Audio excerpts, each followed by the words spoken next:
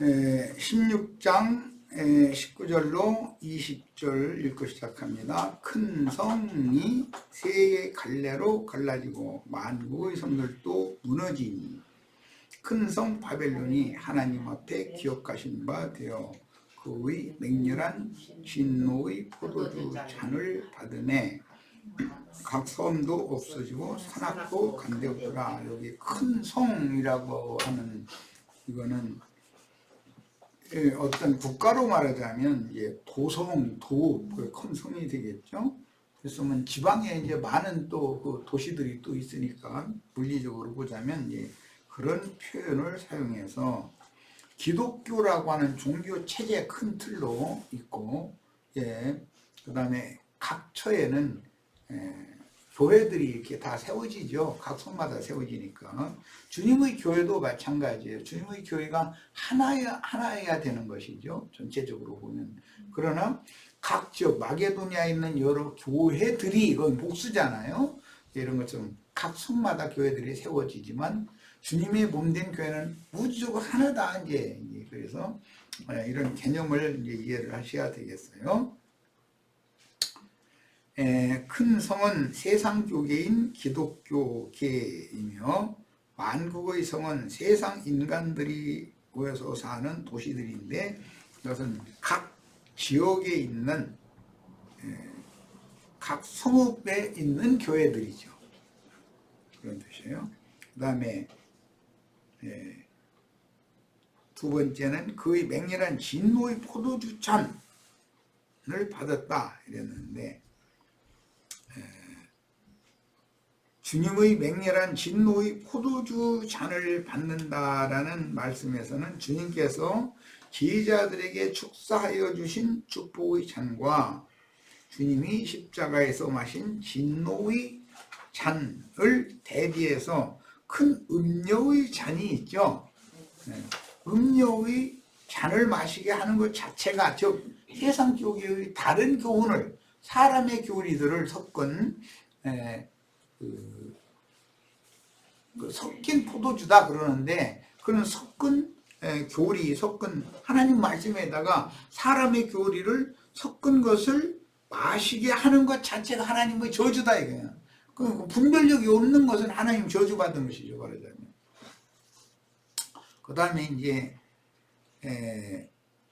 각 섬도 없어지고 그랬는데, 뭐 제주도가 없어지고 울릉도가 없어지고, 지금 그 말을 말하는 건 아닐 거 아니에요. 그건 하나의 표상이지. 각 섬이라는 것은 세상 교계의 종교 조직인 로마교와 개신교의 종교 체제들, 각 섬이라고 하는 교단들이죠, 말하자면. 세상에 있는데 세상 종교 체제 중에 나름의 그 자신들과 의기투합이 되는 그런 교파라고도 하고 교단이라고 그래서 그게 당짓는 자들이에요. 그런 것들이 이제 없어진다 그랬어요. 교단들이 없어진다는 뜻은, 교단이 없어지려면 그 교단의 중심되는 교리가 심판받아야 되는 것이죠. 그게 넘어지게 하는 것들이기 때문에 불법을 행하는 자들과 모든 넘어지게 하는 것들을 거두어내서 다 불로 살라버릴 것이다. 주님은 예언을 이렇게 했어요. 그 다음에 이제 산악이 없어진다. 산악이라는 것은 산등성이, 산줄기, 산맥이라고 그러죠. 저 강원도 여기서 이제 가려면은 태백산맥을 옛날에 꼬불꼬불 저 미시령 고개를 이렇게 해서 넘어다녔는데, 진부령으로 미시령으로 이렇게 넘어다녔죠. 그런데 지금은 태백산맥 자체를 굴을 뚫어가지고 아주 직선거리로 쫙 해가지고 서울서 강원도 그 저 동해바다까지 가는데 2시간 반 미만의 주파도로 딱 이렇게 만들어놔 버려. 참. 그 태백산이라고 하는 것은 주봉이 태백산이라는 뜻일 것이고, 이렇게 저 경상도까지 전라도까지 이렇게 해서 막 이렇게 줄기가 흘러내려가잖아요. 그럼 이제 전라도에 가면 소백산맥으로 갈라지고 뭐 이렇게 되는데, 그런 산맥이라는 뜻이 산줄기. 자, 이런 것은 나 군대 생활할 때 그 보초소로 나가서 보면 이제 저 북쪽에서 막 스피커가 왕왕왕왕 창백산 막 그렇게 하면서 막 절기 막 해가면서 군가가 막 나와요. 여기서는 뭐 동백아 가시 또 이렇게 해서 보내고요. 왕왕왕왕왕왕왕 그렇죠. 근데 늘상 하니까 처음에는 이상하게 들리더니 전방부대 처음에 가가지고 오니까 야, 뭐 이런 게 다 있냐고 놀랬는데 나중에 이제 저 늘상 하는 일이니까 그런가 보다 이제 이렇게 되더만은 어쨌든 어떤 주봉이 있고 줄기가 있고 어떤 이제 봉오리들이 또 중간중간에 이러죠. 이런 것은 대를 이어서 산당 제사를 하는 기독교계의 완고함과 교만성이라고 하는 것이 대를 이어서 이어지는 산줄기가 이어져서 어떤 봉우리가 또 하나에게 있고 한참 내려가다 또 봉우리가 있고 이렇게 한 것처럼 유명한 사람 세상 교계에서 크다 하는 자들이 풀쭉 나타나고 어느 때 나타나서 뭐 이렇게 하고 이런 것이 많이 있잖아요. 그러니까 그런 것에 대한 영적인 비유죠. 그 산줄기가 어떻게 없어지겠어요? 섬들이 어떻게 없어지고 문자대로란. 자, 본문의 큰 성 바벨론은 거룩한 성 새 예루살렘과 대비되는 용어로서 땅의 예루살렘을 소돔성으로 혹은 바벨론에 있는 시온성으로 비유한 말씀에서 알 수 있듯이 큰 성은 세상의 영에 따라 많은 사람들이 모인 종교체제라는 뜻입니다. 거룩한 성은 세상으로부터 분별된 거룩한 성도가 모인 어린 양의 신부라는 뜻이며 만국의 성들은 세상 나라의 도시들로서 만국의 성들마다 세상 교계에 속한 모임들이 세워져 있으므로 큰 성은 세상과 혼합된 오늘날의 기독교계를 의미합니다. 큰 성은 단순히 세상만을 말하는 것이 아니죠. 종교, 세상 교계를 세상과 연합된 교회다 이 말이에요. 성이란 방호벽으로 둘러싸인 안전한 거처라는 개념이니 빈들과는 달리 어떤 부족이나 민족이 타부족이나 타민족의 침략을 방어하기 위하여 성벽을 둘러싸고 안전하게 거주하는 거처라는 개념으로서 현대어로는 도시들로 발전하였습니다. 마귀 왕국의 큰 성 바벨론과 주님의 왕국의 거룩한 성 새 예루살렘을 대비하는 것은 누구에게 다스림을 받는 누구의 백성들이 거주하는 도성인가 라는 의미를 강조하고 있습니다. 큰 음녀는 세상과 함께 멸망하여 무너지고 말 것인데 온 지구상에 거하는 인류에게 닥친 재앙은 모든 불신자들의 정신세계를 재조종하는 계기가 될 것이며 인맞은 이스라엘 12지파의 신앙 회복 운동이 불길처럼 번져서 진실한 신앙을 재정립하여 하나님을 두려워하고 인간의 교만을 자책하는 운동이 일어나는 계기가 될 것입니다. 이어지는 계시록 17장, 18장에서는 크고 붉은 용의 화신인 바다에서 올라오는 짐승의 7 머리 중에서 나오는 8번째 머리에게 10뿔들이 모든 권세를 맡기면 그 짐승이 어떻게 큰 음료를 벌거벗겨서 불살은 후에 10뿔들을 동원하여 아마겟돈 전쟁을 일으켜 큰 음료를 벌거벗겨 완전히 불사르는 것이 이제 하고 또 그 후에 이어서 세상 나라를 불바다 만들어서 심판이 어떤 방식으로 계속 더 확대되고 결론을 맺을지를 성경이 아주 상세하게 기록하고 있습니다. 음녀들의 어미는 이세벨인데 그녀는 시돈왕 엣발의 딸로서 이스라엘 왕 아합의 아내가 되어 바알과 아세라의 사제들을 양성하여 이방신들을 온 이스라엘에 퍼뜨렸으며 그녀의 딸 아달랴를 유다왕 여호람에게 시집보내어 남왕국에게까지 이방신들을 퍼뜨렸습니다. 아달랴는 그의 손자들인 아하시아의 아들들을 자기 손자들이에요. 그런데 다 죽이고 정권을 찬탈하였으나 아하시아의 누이이며 그러니까 작은 음녀가 더 악랄한 거죠. 그런 것보다. 대제사장의 아내 여호세바가 조카 요아스를 비밀리에 길러서 왕위를 잇게 하여 유다 왕국의 등불이 완전히 꺼지지는 않게 하였습니다. 그런데 그 요아스가 나중에 고모부가 죽고 나니까 자기 고종사촌을 죽였잖아요. 성전과 제단상에서. 이런 것이 은혜를 원수로 갚는 경우인 것이죠. 교회 생활에서도 이게 얼마나 중요한지 하나님이 다 보고 계신다는 걸 알아야 돼. 큰 성 곧 음녀교계가 세 갈래로 갈라진다는 표현은 하나님의 말씀을 공경함으로 이런 악한 재앙의 심판을 보지 않고 음녀교계에서 나와서 주의 증인들에게 양육을 받아 광야 자기 곳에 데려가서 저희 주께서 예비한 곳에서 해의 낯을 피하여 양육을 한다고 그랬어요. 하늘의 하나님께로 앞서 데려감을 당한 자들과 심판이 집행된 후에야 하나님의 공으로 인 심판에 대하여 자각하는 사람들인 오른편 양들과 끝까지 하나님을 회방하는 사람들인 염소머리 마곡 백성이라고 그러죠. 세 부류로 당연히 갈라지게 돼 있다. 오늘날 교회도 이런 상태로 계속 이렇게 되지는 않는다. 반드시 때가 되면 왜? 하나님이 이걸 다 분별을 하시기 때문에 이것이 분별이 안 되면 세상을 심판할 수가 없는 거죠.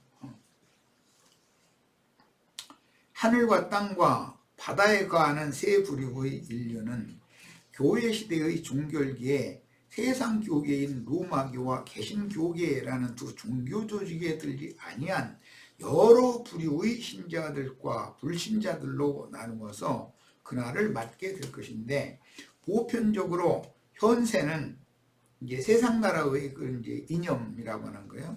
자본주의. 우리 이 서방 세계는 자본주의 체제라고 있죠. 그다음에 공산주의라고 하는 사람들은 사회주의 체제를 하죠. 그리고 제3세계라고 하는 회교주의가 있어요. 그 이제 중근동 사람들의 정신세계죠. 그 사람들의 정신세계가 터키, 동남아시아 지역에까지 굉장히 많이 퍼져 있죠. 이게 세계는 대부분 정신세계가 3등분으로 되어 있다는 것을 알 수가 있어요. 이미 계시록 11장에서 두 증인의 사역은 먼저 성전 바깥에 왕래하는 자들과 성전의 마당 제사만 하는 자들과 성소 안에 들어가서 제사하는 자들을, 이게 성전이 세 부류로 되어 있으니까 당연히 이게 셋으로 나눠질 수밖에 없는 거죠. 자, 세속화된 기성교계인 큰 성은 반드시 영에 있는 자들과 혼적인 자들, 이제 육적 자아에 있는 자들이죠. 그 다음에 완전히 세상 사람들, 이렇게 세 부류로 나눠지게 돼 있다.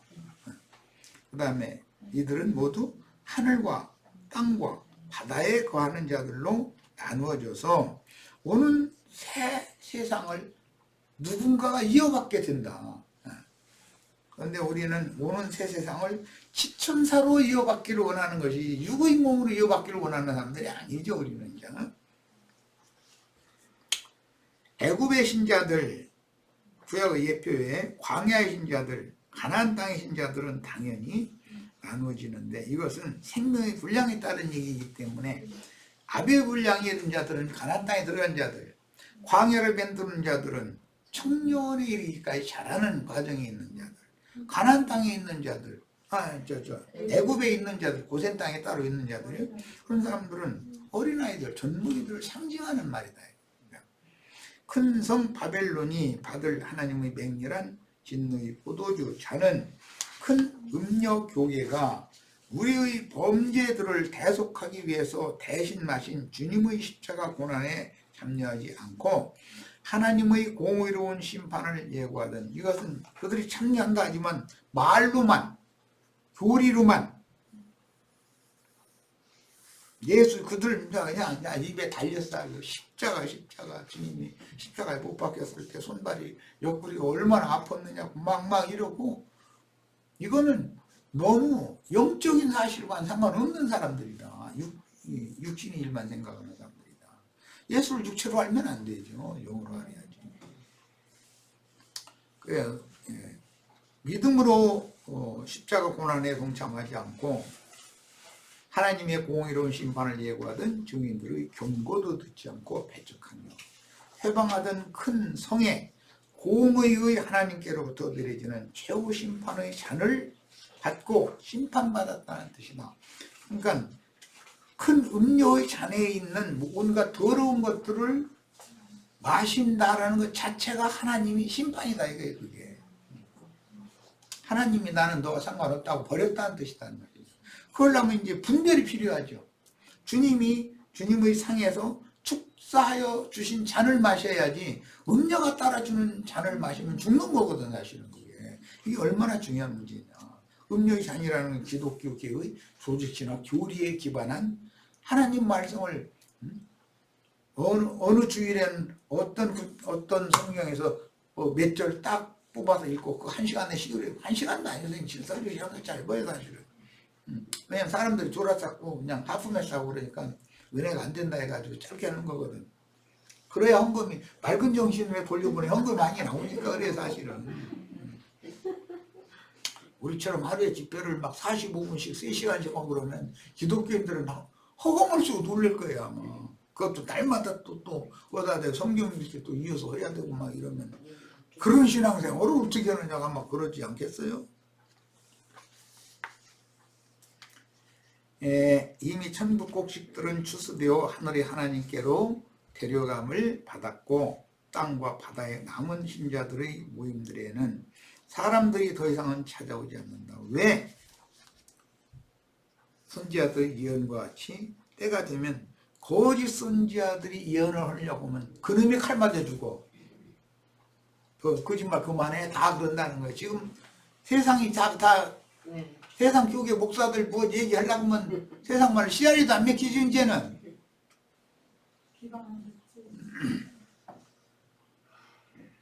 그건 뭐냐. 거짓 선지자들의 입을 주님이 막으시는 거다라는 거예요. 세상 사람들의 양심과 판단에도 미치지 못하는 거죠. 기독교계의 지도자들의 신앙 양심과 그들의 정신세계가 세상 사람, 자연인들만 또 못 얻다 이거예요. 자, 그 다음에 계시록 이제 이번에는 마지막 절입니다. 16장 마지막 절입니다. 21절. 또 중수라는 것은 그 무게를 말하는 거죠.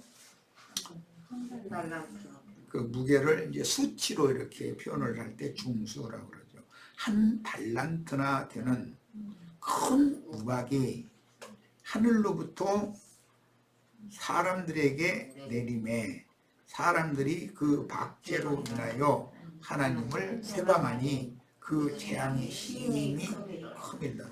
무슨 놈이 우박덩어리가 뭐 새끼손 예를 들어 좀 크면 엄지손가락만한 것이 내렸다 그러면 그 정도 보면 이해가 돼요. 근데 한 달란트나 되는 것이 하늘에서 막 우박덩어리가 거기다 대고 불 섞인 우박덩어리가 막 쏟아진다 이러면은 이것도 뭔 말하고자 하는 영적 의미가 속에 감춰 있다는 걸 알 수 있는 거 아니냐. 자, 우선 출애굽기 9장에서 우박을 다루고 있기 때문에 인용한 구절을 봅니다. 여호와께서 모세에게 이르시되 너는 하늘을 향하여 손을 들어 애굽 전국의 우박이 애굽 땅의 사람과 짐승과 밭의 모든 채소에 내리게 하라. 이 밭의 모든 채소라는 건 어린 심령들을 말하는 거예요. 상징이에요. 그런데 어린 심령들한테 우박이 막 하늘에서 불 섞인 우박이 막 쏟아져 내리면 어린 심령들은 다 놀래나 자빠지고 다 죽어버리는 거지 뭐 말할 것도 없고. 심판의 말씀이 집행되고 있다 이 말이죠. 모세가 하늘을 향하여 지팡이를 들매 여호와께서 대성과 우박을 보내시고 불을 내려 땅에 달리게 하니라. 예수님이 불 던지러 오셨다고 이제 하셨는데 불이 하늘에서 내려가지고 막 온 땅을 막 달려가 버려. 하나님이 불 막 온 땅에 이게 던져가면서 내달리면 온 땅이 다 불바다 된다 이 말이겠죠. 근데 기독교에서 이거 전사적으로 그대로 믿을걸요? 여기 불이라고 하는 것은 하나님의 진노, 하나님의 심판의 영이 온 세상에 달린다 이제 그 말이에요. 여호와께서 우박을 애굽 땅에 내리시매 우박의 내림이 불덩이가 우박에서 뛰어내림이 심히 맹렬하니 애굽 전역과 그 개국 이래로 그 같은 것이 없던 것이다. 그러니까 이런 불 섞인 우박이 내달리는 이런 재앙이라는 것은 인간 나라가 세상 나라가 세워진 이후로 처음 보는 것이다 이 말이죠.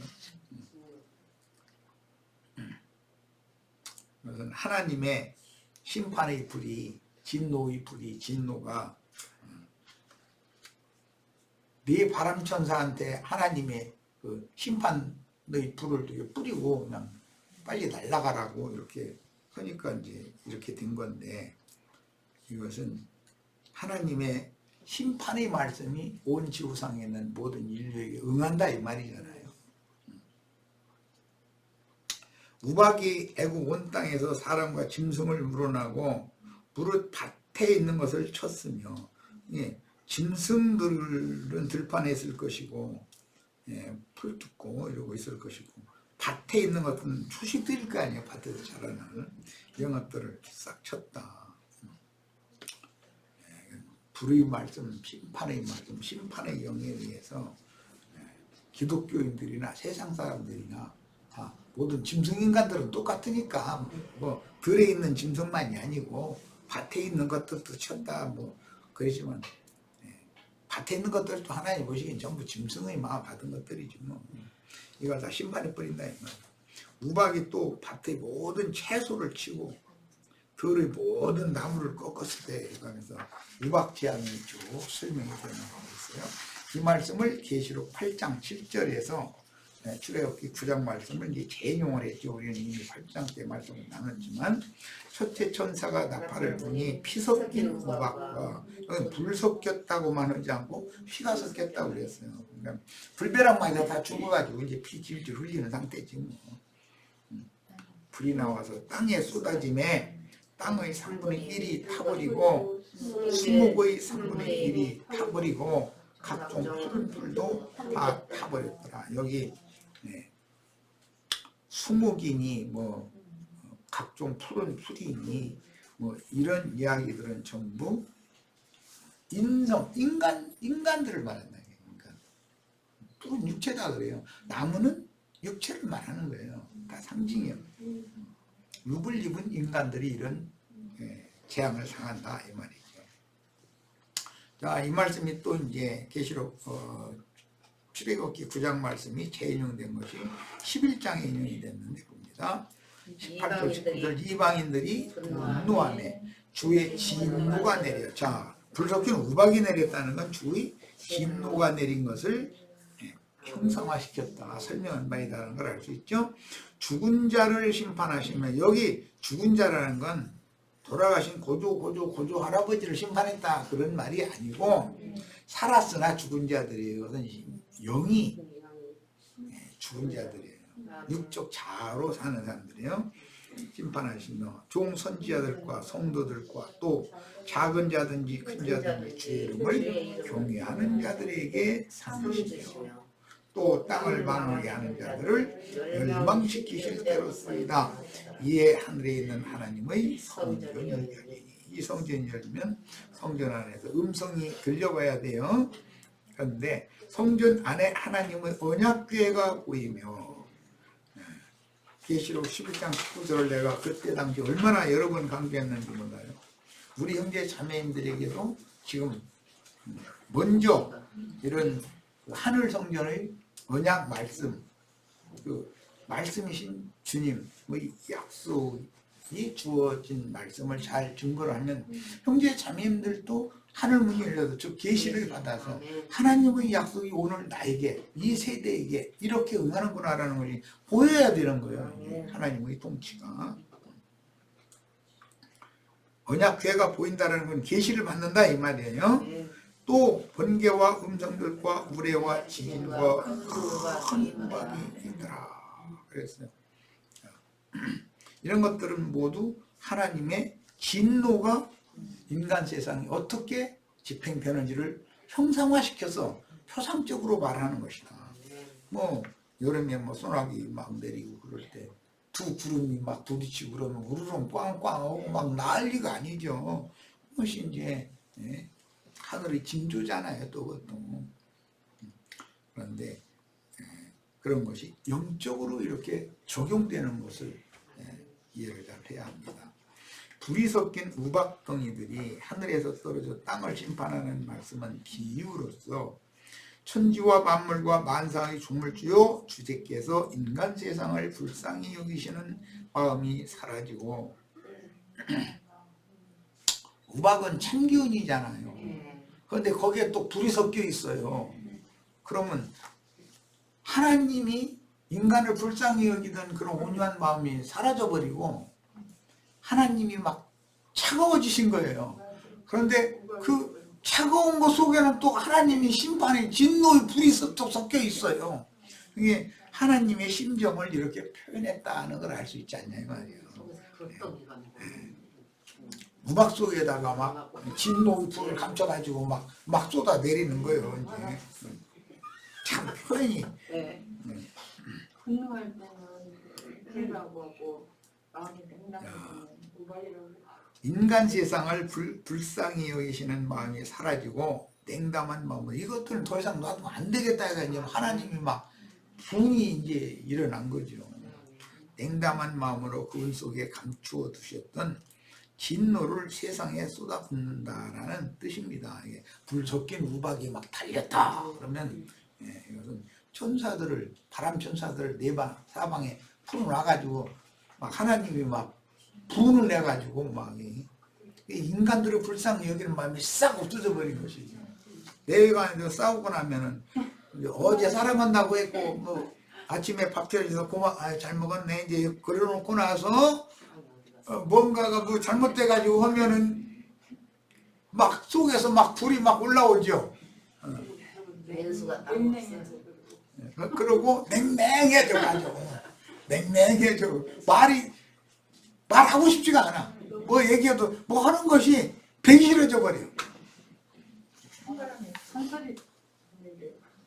그 이제 막 우박덩이가 막 불 섞인 우박덩이가 이제 쏟아지면 이제 막 문 닫는 소리부터 시작해서 뭐 이제 완전히 와르랑 꽝꽝 이제 난리 나는 거지 뭐 이제.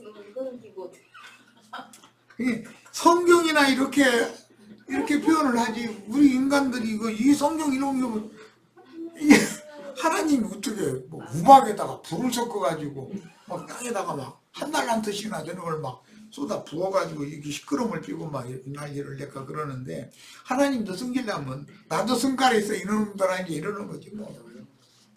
보자보자 이것들 도저히 안 되겠네 이러겠다 이 말이지.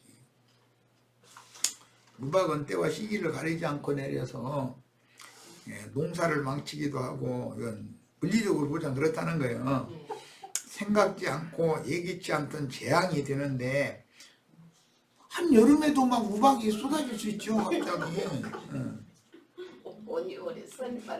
맞아. 그게 달한 말세에는 하나님의 냉담하심과 진노를 난 항상 좋은 사람이 아니다 이거야. 하나님이 나도 성깔 낼 줄 안다 이러는 거지 뭐. 그럼 정신이 하나도 없는 거지 뭐. 그래서 냉담하심과 진노를 심판으로 나타내시는 아마겟돈 전쟁이라는 엄청난 재앙이 지나간 후에 자연계가 정상화되는 것은 시간이 좀 지나야지 여호와 증인이나 안식일 교인들이 생각하는 것처럼 오늘 세상에는 막 사과나무 밑에 입만 벌리고 있으면 뭐 감나무 밑에 가서 이렇게 입만 벌리고 있으면 홍시만 똑똑 떨어져서 집 속으로 들어가고 그런 것이 이루어지는 게 아니다. 하나님의 심판이 집행되는데 어떻게 그게 사람들이 이것을 회복을 하려면 많은 시간이 지나야 돼. 우리나라 6.25 때 지금 전쟁 나는 것과는 비교도 안 되는 전쟁이었지만 그 피해가 어마어마했잖아요. 그걸 복구하는 시간이 얼마나 많이 걸렸어요. 최근 한 5, 6년, 7, 8년 전부터 좀 복구가 돼가지고 이제 복구를 시작한 건 물론 박정희 시대부터 복구가 시작이 된 건데 그래가지고 지금은 좀 세계 10위권인가 이렇게 발전했다고 그러는데 참 이게 기적이죠. 그 시간이 필요한 거거든. 그런데 그 전쟁의 참화, 재앙을 당하는 사람이라는 것은 그 전쟁 때 전상을 입은 상위 군인들이나 그의 후손들이나 또 아버지나 또 어머니를 잃은 고아들, 그러니까 그 전쟁을 직접 몸으로 당한 사람들만으로서 끝나는 게 아니죠. 그 후손들이 고생을 계속하는 거예요. 아직까지도 60년대였던 것 같기도 70년대 같기도 했는데 KBS 방송국에서 남북 이산 가족들 서로 찾아주기 운동해가지고 울음바 전 국민이 다 울음바다가 되고 왜 사람의 심정은 다 같으니까 동조가 되잖아요.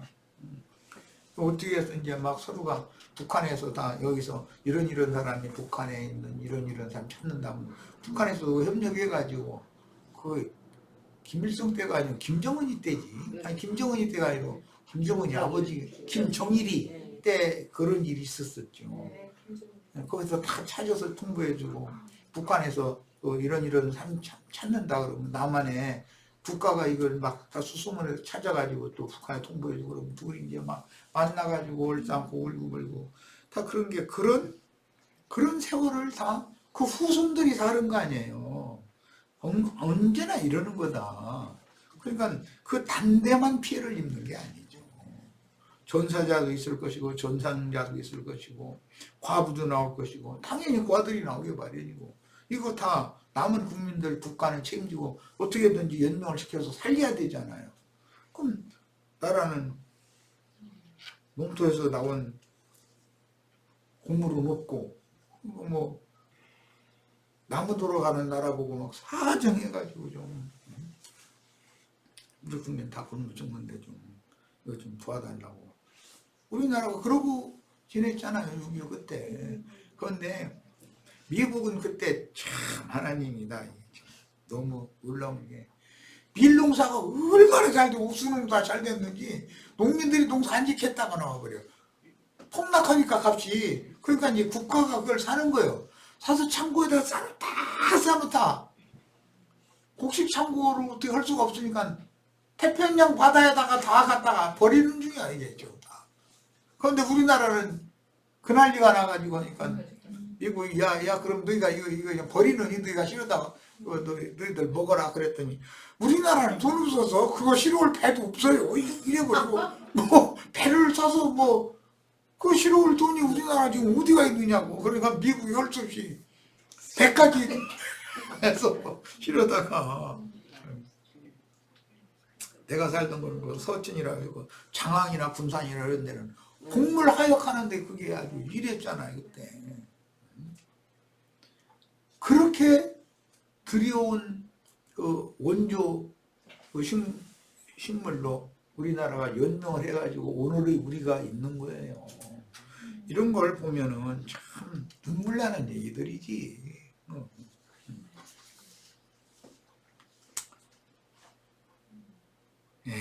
불이 섞인 큰 우박덩이로 모든 사람과 짐승 그리고 초식을 멸하는 하나님의 심판은 자연계의 이치를 들어서 육신에 속한 인간들에 대한 하나님의 심판을 상징한 말씀입니다.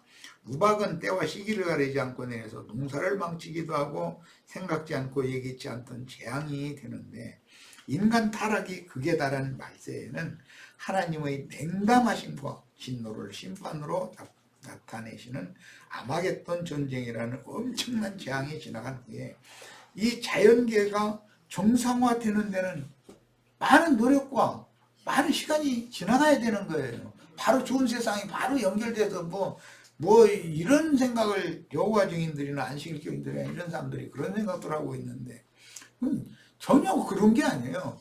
그런 사람으로서는 감당하기 어려운 그런 재앙이 지나가고 그걸 복구를 해야 되잖아요. 그럼 긴 시간이 걸리잖아요.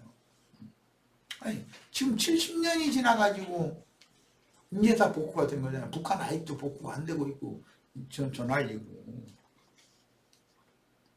큰 나라의 전쟁 피해는 기후의 변화를 통해서 이어진다는 것을 알 수가 있으며 사람들이 먹고 살아야 할 식물이 갑작스런 피해를 당하면 난 6.25가 50년도에 났고 52년도에 휴전협정이 되고 이제 그래서 그 전쟁 기간 3년 동안 전쟁하는 거에 대해서는 기억이 하나도 없어요.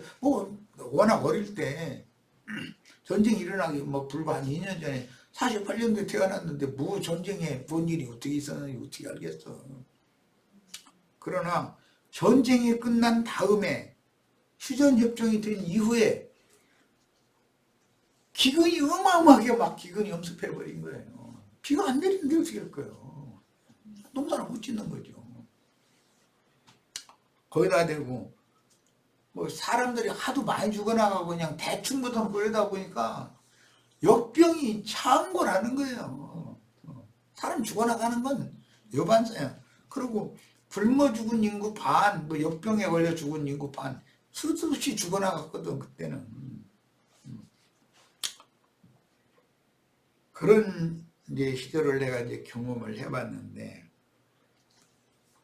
그 후로 그 혼란기가 지나간 다음에 박정희 씨가 일어나가지고 이걸 경제개발 5개년 계획을 세워가지고 외국에 비드다가 이제 고속도로도 놓고 쌀도 더 생산량이 많은 거, 고리도 병충해 강한 거 등등 해서 이제 자급자족 운동을 하고 새마을 운동 이런 거 일으키고 해가지고 이제 그때 보면 우리가 외국에서 계속 원조만 받아서 먹고 살 수는 없다. 우리 자체의 국가에서 국민들의 먹을 식물은 자급자족을 해야 된다. 이 운동이 일어났었죠. 그래가지고 퇴비 해가지고 기력을 높여가지고 농사를 잘 되게 하고 하는 운동이 일어나고. 그러니까 하나님이 어느 시대에는 어떤 영웅을 그런 사람을 딱 세워서 쓰신다는 걸 알 수가 있어요. 그런데 이 세대 가운데서는 우리 형제 자매님들이 다 주님 앞에 영웅으로 다 쓰임을 받으시길 바래요. 난 정치적으로 그 사람 정치를 잘했냐 못했냐 이런 걸 떠나서 한번 어떤 재앙이 지나가면 피해가 있으면 그걸 복구하는데 그만한 노력과 수고가 필요하다. 시간이 지나가야 된다는 걸 강조하고자 하는 거예요.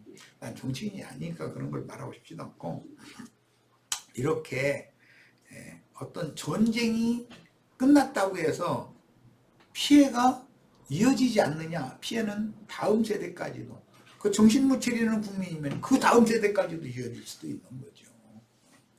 우리는 다행히 한다 하면 하는 그런 국민성이 있어가지고 이렇게 좋은 먹을 것이 나무 돌아가는 이런 나라에서 다른 나라를 원조해줘도 되는 이런 나라에서 우리가 이런 신앙생활을 할 수 있게 해주신 것에 대해서 감사하시면서 주님의 일에 충성을 다하는 주님의 종들로 다 주님 앞에 쓰임받는 축복이 다 임하기를 바랍니다.